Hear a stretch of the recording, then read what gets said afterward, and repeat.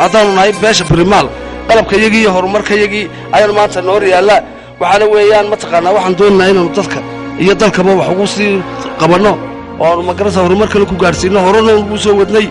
waxa weeyaan imika tan ina hor taalla waxa weeyaan dhadhaarkii reer guuraa tan aan gacanta ku haya waa malqaacaddii raashinka lagu cunayey tan aan gacanta ku haya kale waa goojidii waa majadii beeraha tani waa guduntii remiiga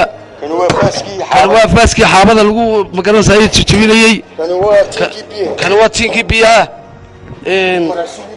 marashadii beerta lagu qodayey dibiga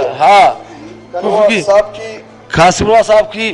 kan awsiga lagu shidayey mooyihii xawaashkii lagu tumanayey kaasina waa daawiin laxooda kani waa gargarihii lagu karsanayey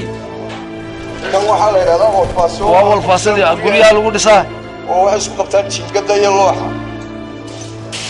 alaabtii kale qalabkii kalena waa la wada qaaday waxa weeyaan farsamayaqaantii gurigeena anoo 300 oo nin baanu gurigaas laba safadood buu dhisnaa halkaana 100 baa ka soo jeeday xaggana 100 waa aragtaana waxaanu sameynay gudmaha iyo faashashka iyo girgirayaasha iyo adu waxa gudaha oo dhammaan sameynay farsamayaqaan dawladeeduna inkastoo ay beertooda aynu waxu dhowdhoweyno waxaan jeclaynaa waxna la qabato inta la dhisto guriga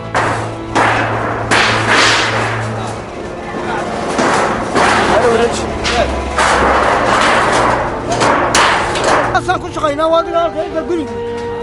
تدويني لا وان شقينا لو واحد دار نايس ولا سوى ولا ما بطلنا لك عن قبته